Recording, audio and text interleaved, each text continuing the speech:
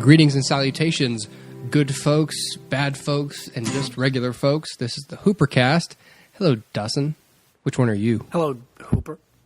Which one am I? I'm all. Oh. I'm all of Dims. How mysterious. A combination. You're so... Got yin and yang up in here. You're so dense and misunderstood, Dustin. So today on HooperCast, we are going to talk very specifically... Dustin and I both watched the series premiere of Fear the Walking Dead, the new AMC show, which is a spinoff of The Walking Dead proper. Yes. And so that's what we saw, and so we're going to talk about this today. Yeah. Let's do it, Dustin. What'd you think, Hooper? Okay. So I watched this thing. I watched it at like 11:30 at night, and it's a 90-minute premiere. So, and I had to watch it last night because we were going to talk about it on the show. So I don't really know what to think. Maybe I was a little bored. But I give it a little bit of wiggle room because it's a pilot and they establish characters, but at the same time they kind of need to grab me. Sure. So I feel like, and I was like nodding out during the show, so I probably missed a good chunk of detail and or character that I'm sure you caught. But overall, I mean, I'm still gonna, and it's only an 8-episode season. How can you not watch 8 episodes of TV? Like, I'm not so lazy that I'm not going to finish the first season out and at least give it a shot. Right. You know what I mean? Yeah, totally. So, I like the actors, and I don't have a problem with any of them. I'm just kind of more like, all right, let's see. I mean, we kind of only got like a kind of a glimpse, rather, on like the last half or third of the episode that stuff was starting to happen, and then someone turns into a zombie. But it's like I'm kind of more interested in what happens a little later. I want to see like the cell towers go down. I want to see what happens when phones stop working, and we're not quite there yet. So it is just the first episode, so I'm giving it some room. But nothing about the pilot itself really impressed me that much. I gotcha. I'm kind of in the same boat. I mean, I thought it was good. I thought, I'm with you. I think it was a little bit boring. I understand, this idea that as a writer, you want to kind of end it on like a really cool note.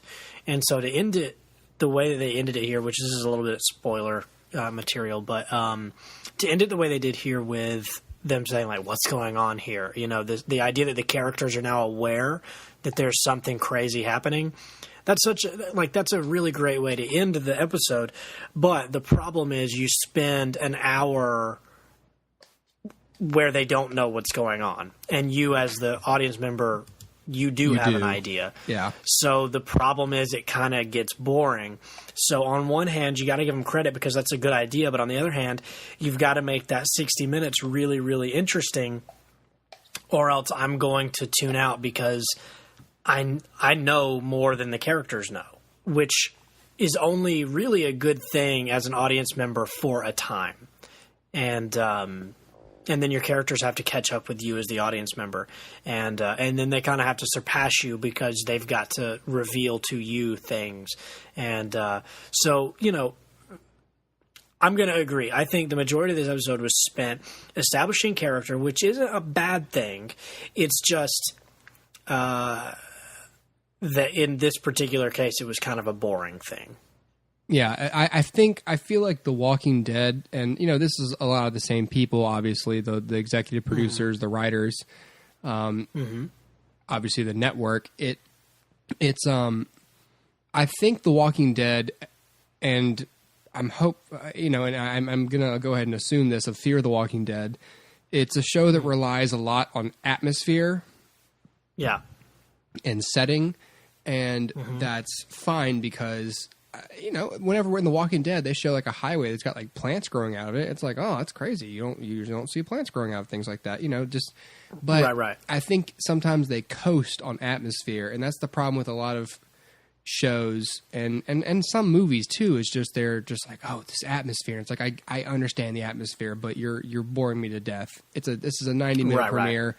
I mean, I don't want to get all the way through the first 12 minutes of this show and hit the first break and go, okay, nothing's happened, you know? Right. Yeah. No, it's true. I mean, look, the fact is there's a good number of characters that we're going to have to follow. And so it's sort of the opposite of The Walking Dead in that in The Walking Dead, the pilot is pretty much all about Rick. I mean, you've got Morgan and Dwayne, but by the end of the episode, you kind of know that they're not going to be regulars. So the pilot episode is just kind of Rick. And then we slowly kind of are introduced to, here's Glenn, here's Daryl, here's Merle, here's all these people that we're going to get to know. And this is the opposite, where boom, here's a bunch of people who are all related. Now let's watch them go through the same event together. So you've got a lot to explain very quickly, whereas, like I said, with The Walking Dead, you didn't have that. So they've got to show me reasons to care for all of these characters very quickly, because they're all going to be important.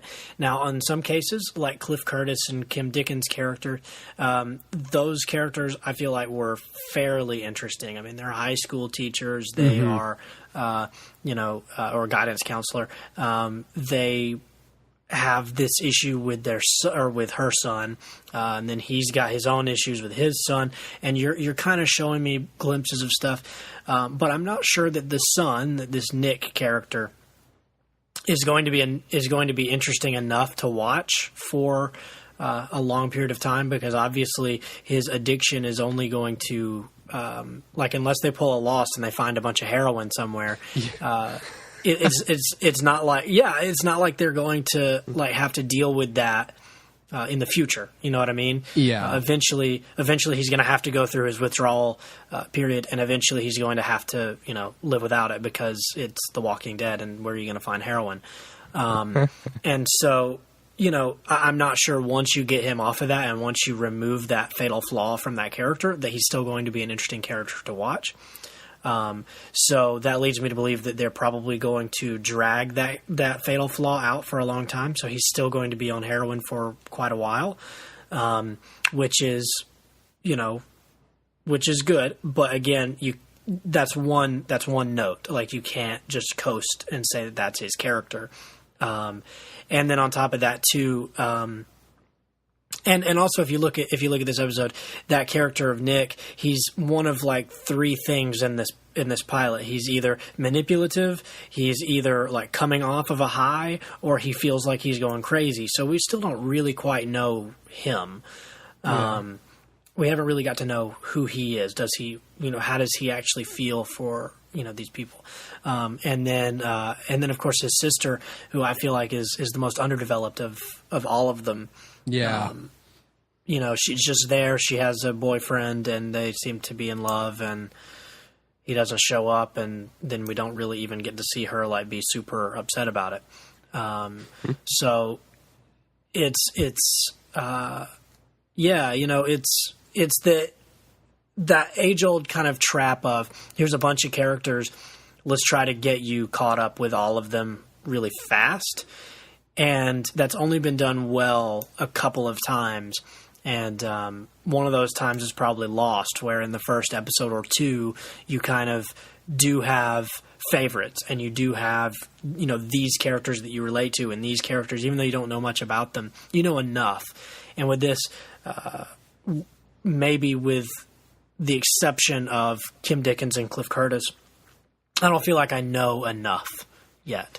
So I feel like that's sort of a detriment to the show, is that you spent all that time building character, and yet I still don't really feel like they're built.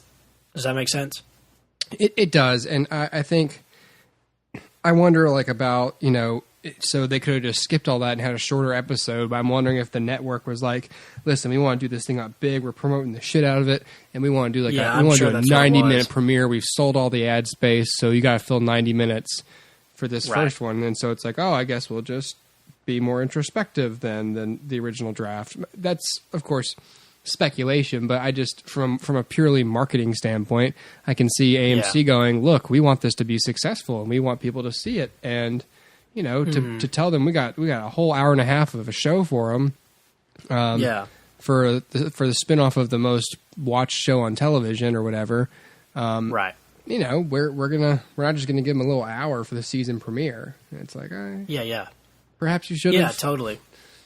Is it 8 episodes total, or wait? It's not 6. Is it the Walking Dead was 6 episodes, but yeah. Let me look it up. I think this one. It's going to be. It's 6, man. Oh, it's 6. Okay, it's 6.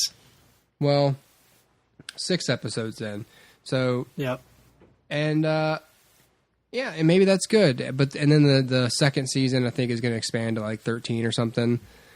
Yeah. So yeah, it's you know, that's going to present a whole set of challenges in itself, because even if they pick up their pace for this first season, they have to be careful in their second, like with The Walking Dead, to not make it seem like a slog, because you got twice the amount of episodes. Don't ratchet down the pace. Don't take 6 episodes of a story and try and double the time it takes to tell it. Take 12 episodes of story and do 12 episodes to tell it. Right, tell more story, yeah. Right, so... Yeah. Yeah.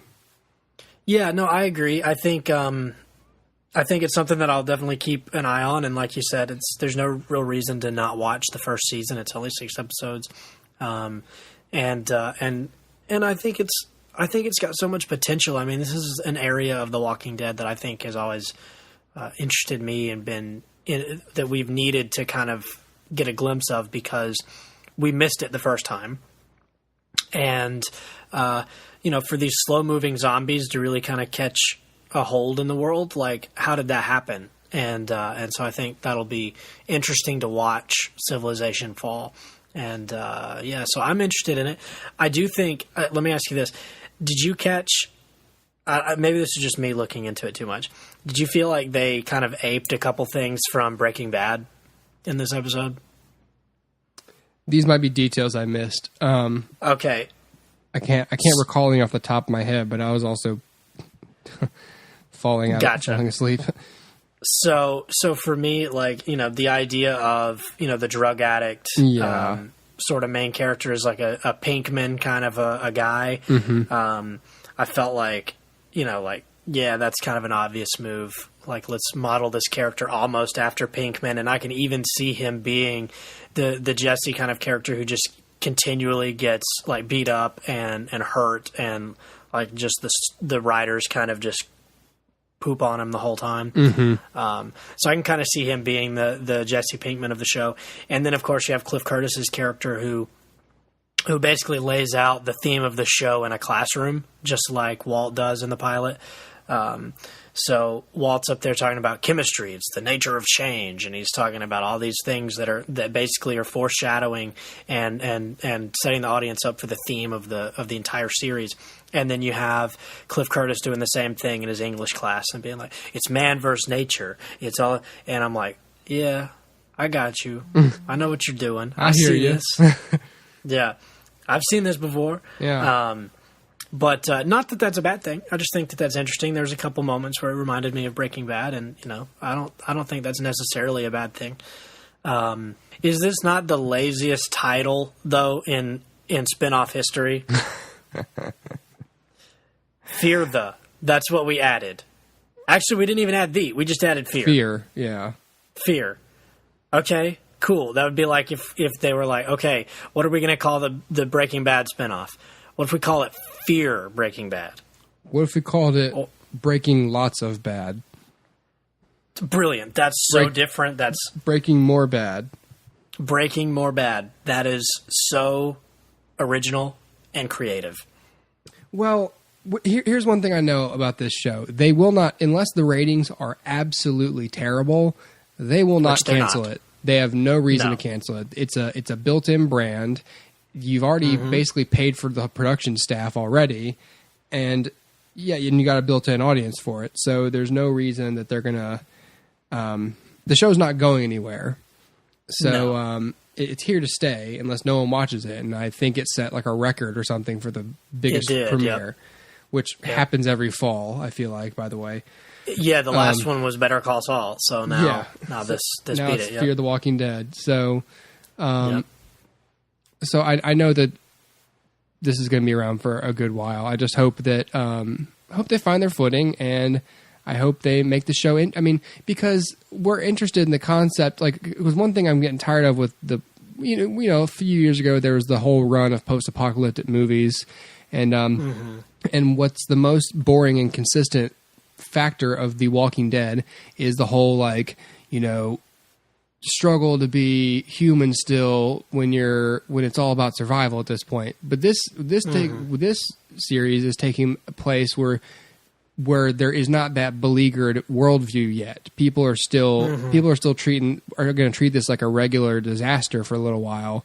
And then it's only after, when most of the people are extinct, that where you're getting this whole survivalist, cynical thing. So that might be a very positive spin on all this, is to see characters who still, and that, not to say that couldn't have been part of The Walking Dead, but at least with this, people in general are more predisposed to being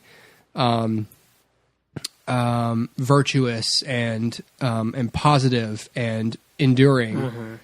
Whereas most of the people you'd come across, anytime I saw like a person in The Walking Dead that they would meet, they'd be like, I've been out here for a long time and I've seen a lot of things. My family's dead. And I'm like, all right, I feel like I know your whole story before you even spoke, Right, exactly. So that's not going to be the case here. And so that just might be refreshing as a viewer to see that. Yeah.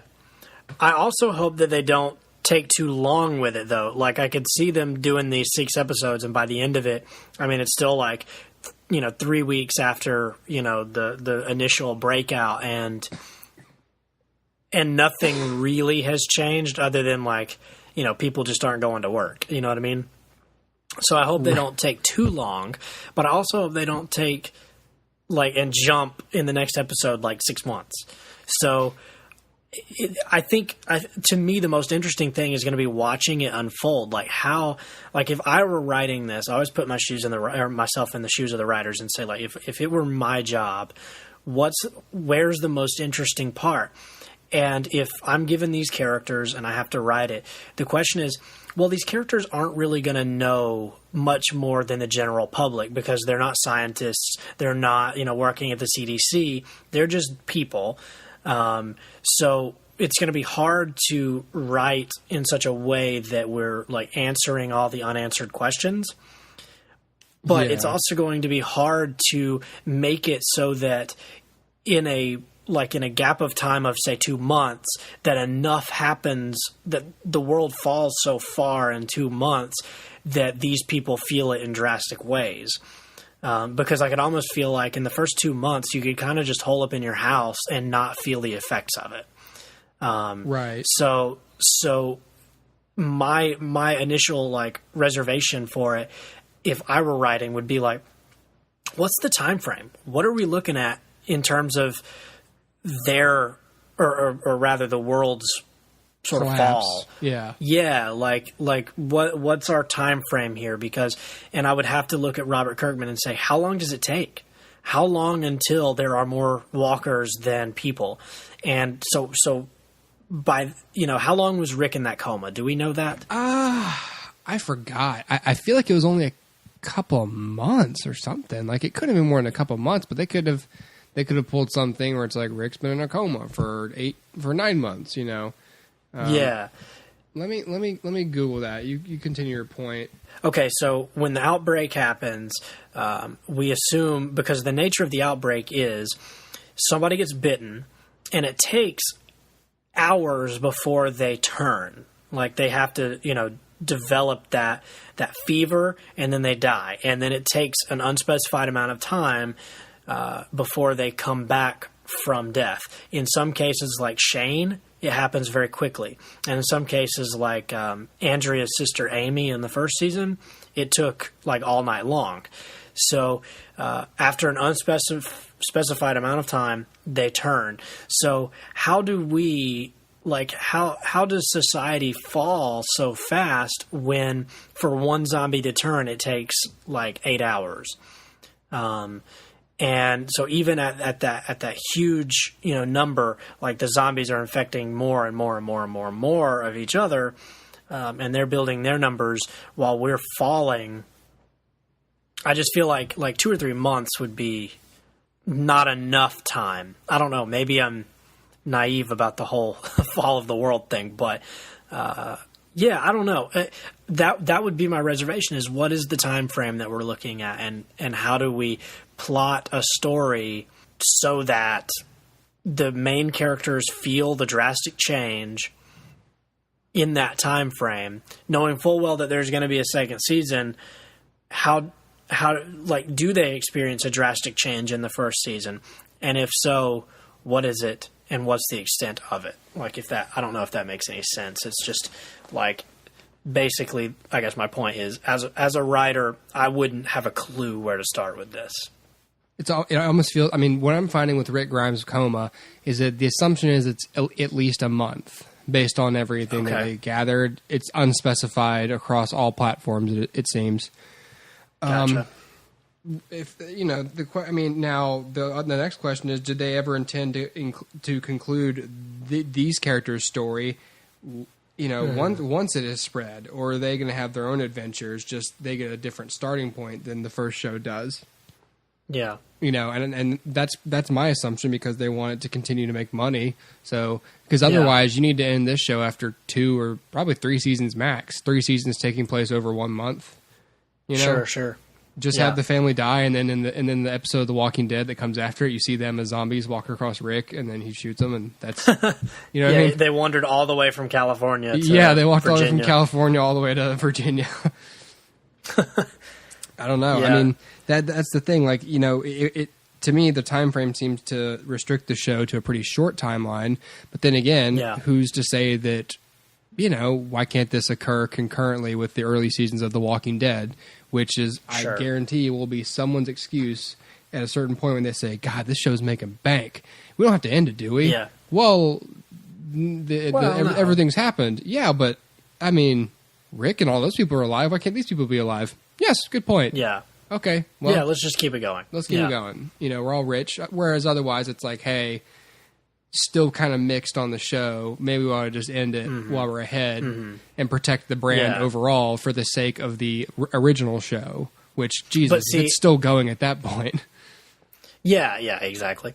But see, then this raises another point, which is this show has to have its own identity. And if over time it just becomes another Walking Dead, and all it is just, everybody, post-apocalyptic-y, everybody's, lost their humanity kind of a show, then there's no reason for it to be its own show. It has to have its own voice, even as a spinoff. I mean, Better Call Saul, as similar as it is, in terms of cinematography and setting and, even sort of its tone, well, really not its tone, but its sensibilities. As similar as it is, worldview maybe, as similar as that is, it still feels like its own thing. It does not feel like Breaking Bad really in any way. Right. There's like a few points where like Mike, does that little drug deal in the desert where you're like, okay, yeah, I can see Breaking Bad here. But for the most part, I mean, it stays away from the desert. It's just strictly like city stuff and court of law stuff. So it doesn't feel like Breaking Bad. So it has its own voice and its own tone, and it is its own thing. And I think my point here is, if over time this just becomes The Walking Dead, then that's a failure too. So this has to maintain its own voice in some way. And so I think the great starting point of this is that things aren't bad. I mean, from a production standpoint, they don't have to bring in like you were talking about, like grass to put in like cracks and like tall weeds to put everywhere. They don't have to like dress everything to look like gross and broken, and the makeup's not even as hard because the bodies are not as far decomposed as decayed. So yeah, on a lot of these things, it's going to feel different just because aesthetically it's different. It takes place not in the South.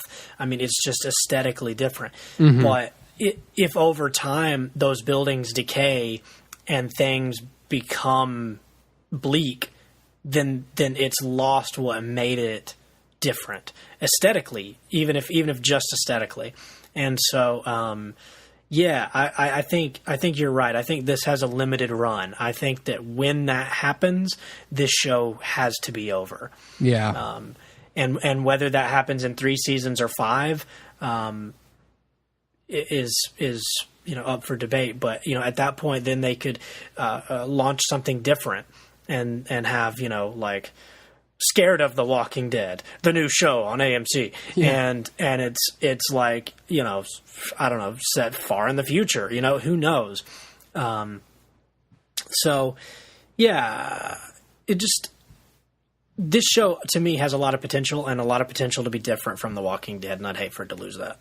Let's move on. Yeah. To another, but got hope for it. Just they need to not screw it up. Yeah. Dustin, let's talk some film news. I don't have a lot more time, but you brought up something that's interesting to me. Now, before you having to do with the Man of Steel. Now, yesterday, I think, or a day before, I'd read that they had picked a director for it.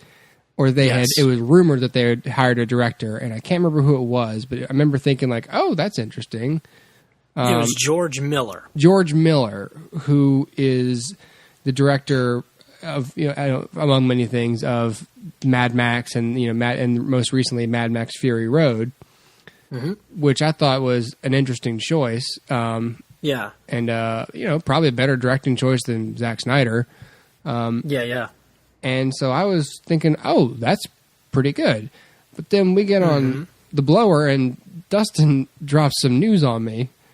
So the latest rumor for Man of Steel 2 is that it's on permanent hold. This rumor says that George Miller has not signed on to any particular franchise in the DC universe, but is still trying to choose something. And that he has not chosen Superman as his next, target. It's just a possibility. And the rumor is that Warner Brothers is putting Superman on the back burner for a number of reasons. Number one, they're focusing on Ben Affleck's new Batman trilogy, which we knew Ben Affleck is doing a solo film. And evidently, Warner Brothers is so impressed with Ben that they would like for him to do a new trilogy, not including Batman vs Superman, but a solo trilogy. I never thought that I'd be a little annoyed that the market is so saturated with Batman. Yeah, no. I mean, there's the Nolan movies, there's the Arkham games, there's all this, there's the Lego Batman stuff that's coming up. Yep. No, I agree. And see, the thing is, I'm a huge Batman fan, but I'm not just a Batman fan. I'm also a fan of Superman. I'm also a fan of The Flash. I'm also a fan of Aquaman. And so my problem is, if Batman is taking over, which he already has in the comics, and that's one of the reasons I don't read the comics anymore, is because in order to sell the Superman books, they put Batman in them. And in order to sell the Flash books, guess who's there? Batman. And in the Justice League books, guess who is the front runner of the Justice League books? Batman. And I'm like, no, Batman's always like the guy who doesn't really want to be a part of the Justice League, but he is. Right. Like to me, Warner Brothers is just in this, and DC is just in this like phase right now where Batman is so like popular and so well received in just the zeitgeist that they're like, hey, let's put him in everything. He's the guy. He's our guy right now. And Superman used to be their guy, but now Batman is their guy. And so the idea is that they're putting Superman on hold so that they can focus on these 3 Batman flicks, as well as Flash, Wonder Woman, Aquaman, Cyborg, Green Lantern Corps, all of these things, and Justice League, and having Superman kind of pop up in those films, but not have his own film again, at least not for the foreseeable future. And to me, that's a shame for a number of reasons, because obviously Man of Steel was sort of reviewed sort of it was divided, right? You had those people who were like, I liked it, I didn't mind it, and then you had those people who were like, nope, awful, worst movie ever. And so for that reason, I don't think it did too poorly at the box office. No, I think it did just fine. Yeah, so I don't know what exactly their reasoning is, other than just maybe that all the people they're kind of talking to about doing the next Man of Steel don't seem to have the passion. Maybe that's the problem. Is they're talking to George Miller and he's like, yeah, maybe, and they're talking to whoever else and they're like, I don't know, maybe, and so maybe they're just having a hard time finding somebody to say like, yes, I will take on Superman, and to me that's a shame for a number of reasons, because it means they're not looking in the right places. Because like, hey, Warner Brothers, if y'all are listening, I will write that movie for free. Yeah. I'm not even kidding. Like, hit me up. I'll give you a draft in a couple months. I guarantee, there's a stack of Superman scripts like written on spec, in a stack somewhere, or even just a treatment that's essentially, why don't you do this story? Not to mention, 70 years of source material. Like, yeah, exactly. You can draw. It's not rocket science. It's not. Everybody kind of has this notion that Superman's hard to write for, and Superman, but to be fair, he's not really any harder to write for than any other character. You just have to make things happen to a character and make him respond to those action or those events in character, and then boom, you have a movie. That's it. That's all it is. And so all you have to do is just be creative enough to think about something that would challenge Superman. And honestly, that's not that hard. And so, because the challenge doesn't have to be physical, it doesn't even have to be like, a superpowered crazy guy. It could just be Lex Luthor. So, for me, so that's disappointing as a Superman fan, because I'm thinking like, look, I was talking about this the other day. Superman, I love Superman, but even in the comics, I don't think there's ever been one interpretation of that character that hit on a lot of good notes. And so you can look at like Superman the movie with Christopher Reeve and say, man, he did a good job of bringing Superman and Clark Kent to life in two equally believable like personas. And then you can look at something like Lois and Clark and say what they did was they gave Lois character and also people like Perry White and Jimmy Olsen. And you can look at the comics and say they do a good job with the sci-fi aspects of the character. And then you can look at Man of Steel and say, man, those fights were great. But there's not a version that has all of that. I want to see a version that has all of that. And if you're putting the character on hold, then it's disappointing for me, because I'm not going to get to see it.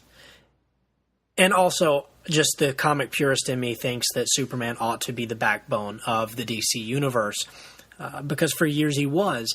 And Batman, to me, by his very nature, can't be that. Yeah. Because he wouldn't want to be that. You look at like someone like the Flash and say, okay, would Flash look up to Superman and say, man, I want to be like Superman? Or would he say, I want to be like Batman? Well, probably Superman. So if you've got your other characters admiring another character, then make that character, Superman, the backbone of the whole thing. And when he goes bad, then you feel the ripple effect. Or if he dies, you feel the ripple effect. That's what made the death of Superman, although a fairly shallow book, that's what made it matter, was because the months after that, you've got like Green Lantern comics where Hal Jordan's like, what do I do now? Like, Superman died. Yeah. And that's that was the cool thing about it. So for me, to put Superman on hold is a problem. And it means that Henry Cavill's going to age, and it means that, eventually Amy Adams is going to have to move on. And what are you going to do? Like, we're not going to see that Superman ever. And in Justice League, I have a hard time believing we're going to spend a lot of time with Lois Lane. So when are we going to get to have another Lois Lane adventure? It won't be until, 10 years from now. So to me, that's disappointing on all of those reasons. And I think Warner Brothers just isn't looking in the right place. And they've proven time and time again, they just don't know what to do with Superman. And my biggest point to that is you're not looking in the right places. You're looking at Batman fans and saying, will you write a Superman movie? And, of course, they twist the source material to be more like Batman, but it can't be. So anyway, that's my little rant for the day. Is just that putting Superman on hold is an awful, terrible choice because he needs to be the backbone of your universe, especially when he started your universe. Yeah. That would be like if halfway through Marvel was like, let's just put Tony, Iron Man 2 wasn't very well received. Let's just have him appear in the Avengers movies and not do solo stuff anymore. Yeah. And to be fair, that may be what they're doing right now with that character.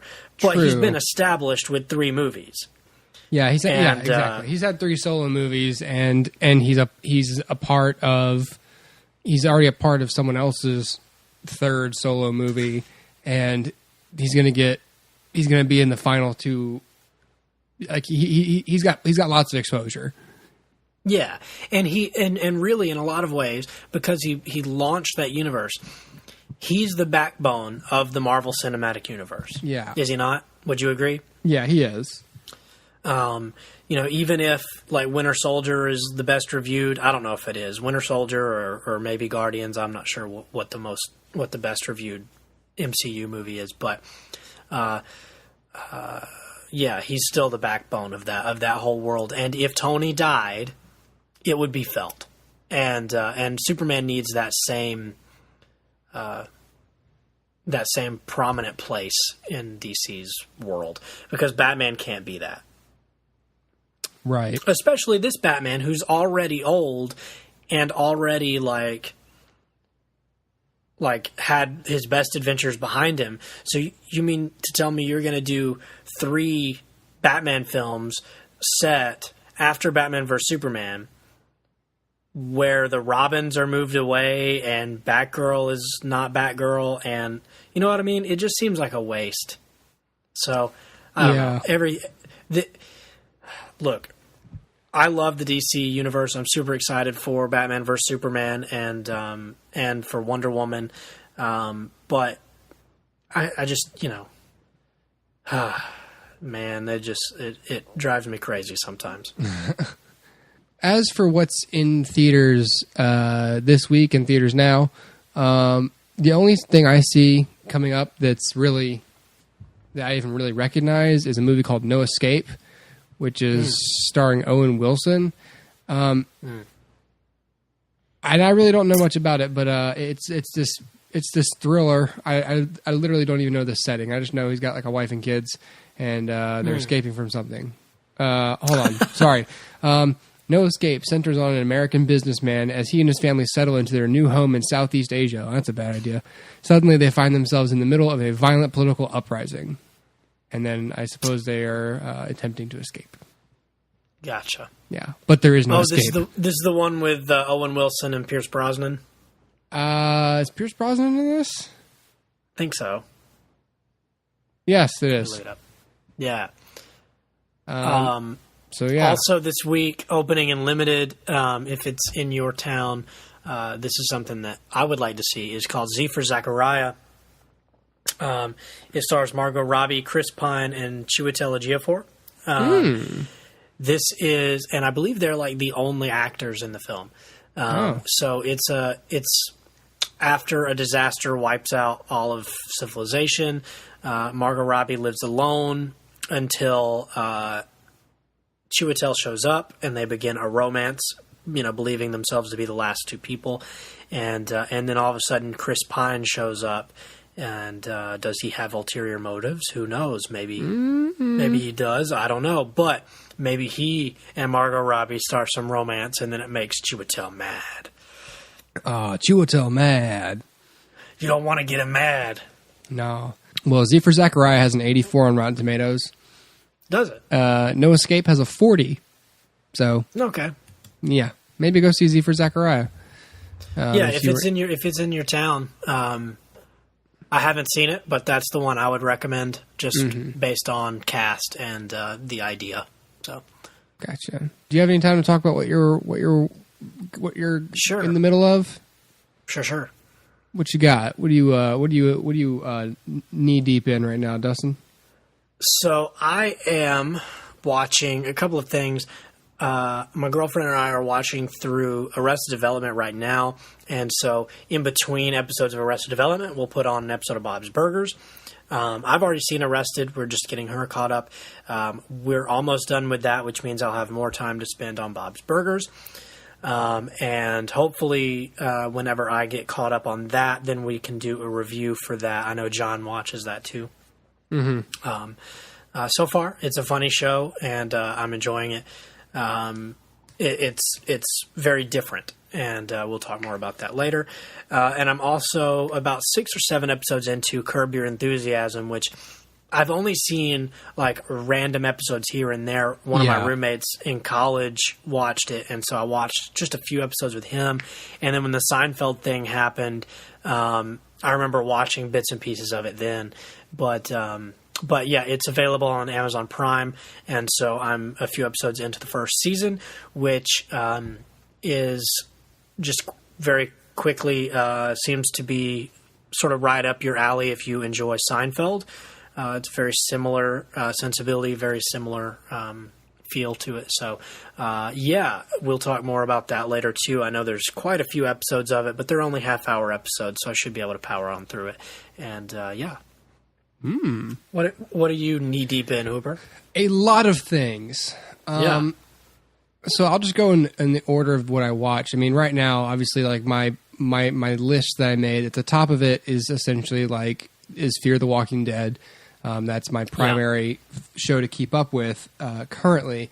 I'm also keeping up with Last Week Tonight with John Oliver, although that show's really starting to get on my nerves.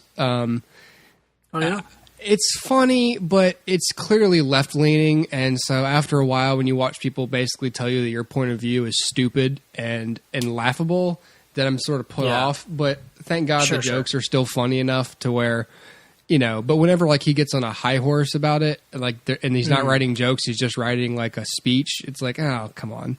But it's a very interesting show, and it's funny, and it's very informative regardless of whichever way you lean. So I'm still with it. Sure. I'm just, see, you can watch things, and you don't have to boycott things that mildly upset you sometimes. You know what I mean? It is possible to watch opposing points of view. So exactly. I'd be a hypocrite if I were to put the show down, unless it was super angering me and it really wasn't worth my time. But it's a good show. Yeah. So I'm still with that. I am 6 episodes away, I believe, from finishing Friday Night Lights on Netflix. What? So I'd like to talk about that with you and maybe John soon. Yeah, man. I'm really enjoying that show. I've just started Maron, which is a Mark Maron's show on the IFC channel, and it's on Netflix too. That's my current nighttime 20-minute-ish comedy fix because I recently caught up on The League, up to what's on Netflix. So Maron's my new comedy nighttime ritual. And so that's interesting. I've only a couple episodes in. The pilot's really weak, but the second episode was good. So a lot more life in it, a lot more character in it. So I think that will be continue to be a good show. One of those this is funny, but it's also thought provoking kind of comedies. Because if you know anything about Mark Maron, he's very neurotic and self-loathing and that kind of thing. But it's a comedy, but it's just it's not a dumb, it's a smart comedy. Gotcha. Whenever I do finish with Friday Night Lights, I'm gonna finish up Justified. So I'm also on deck to finish that show up probably in the next few months. I've decided not to watch. I gotta delete this from my list actually, right as we speak. I've decided not to continue watching American Horror Story. That show for anyone who cares is coming back on October 7th.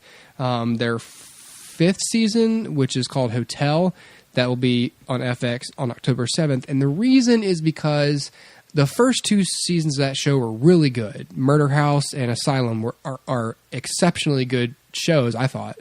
The 3rd season, Coven, I sort of fell off it in the middle of it, and I never finished it. And my wife, who did, said, it was okay.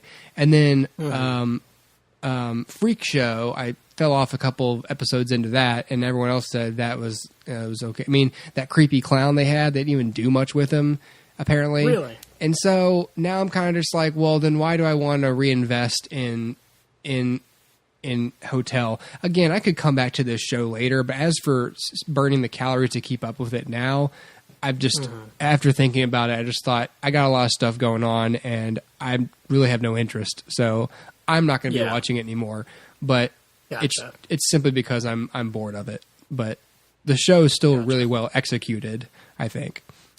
I'm going to get on Bob's Burgers. Also, I might try and keep up with The Simpsons, although at this point I'm not sure why I'm doing that.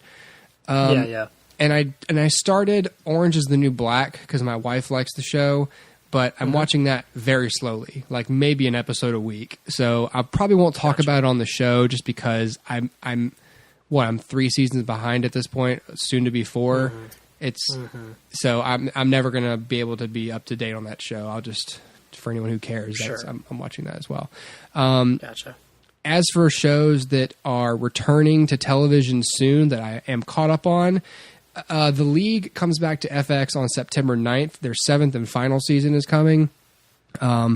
I'm imagining they're going to drop season 6 on Netflix right before that. So if they do, I'll stop watching Marin. I'll get back on The League, and I will be watching along with that show as it concludes, and I'll have thoughts on it. I highly recommend The League to really anybody who loves comedy. It's really funny, great characters, and I enjoy that show very much.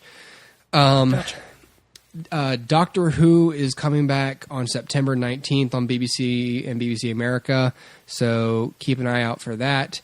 Marvel's Agents of S.H.I.E.L.D. is coming back on ABC on September 29th, so get ready for that. And The Walking Dead is returning on October 11th, I guess the week after Fear the Walking Dead concludes its first season. So for anyone who cares about all those dates, those are when your favorite shows are coming back. Your favorite shows that I'm also watching, that is. That's when those come back. So, good bit of stuff. Gotcha. Good bit of stuff. As far as returning shows to TV, for me, I've got Better Call Saul, which I believe is in the middle of shooting now. So I hope it'll be on by the end of the year. We shall see.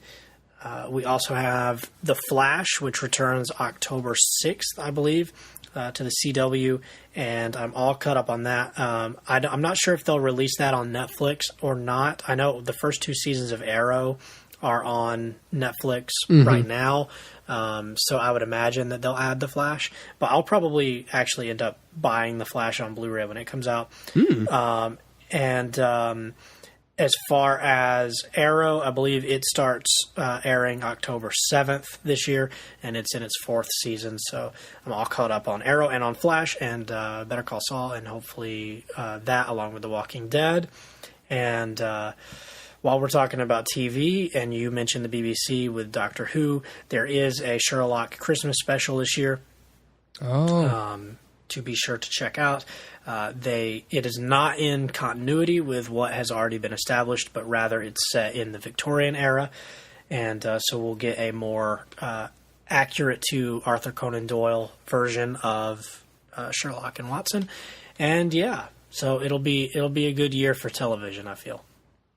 Well, what can we expect on next week's episode? I speaking for myself, I will have watched I Am Chris Farley by next week. I would like to have done the same. Okay, so we'll go ahead and promise you that again. And yes. As far as anything else, I don't know if there's any TV I'll have thoughts. I may have finished Friday Night Lights at that point, so maybe we'll talk about that too. But the only thing I really feel comfortable guaranteeing is that we'll have watched the documentary at least. Yes. And the rest is ancillary. So yes, and I'm also in the middle of a documentary on Netflix, and I can probably bring you a review of that later as well. So. Well, excellent. All right, Dustin, it was a pleasure. Yes, as always, Uber. Yes. And all you lovelies out there.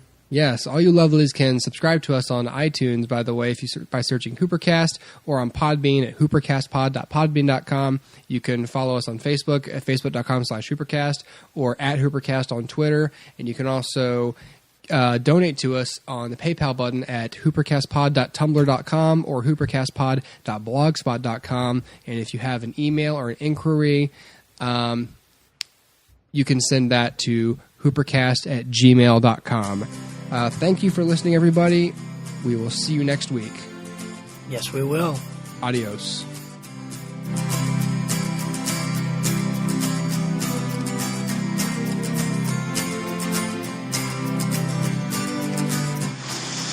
Let Hooper take a turn. Hooper drives the boat, Chief.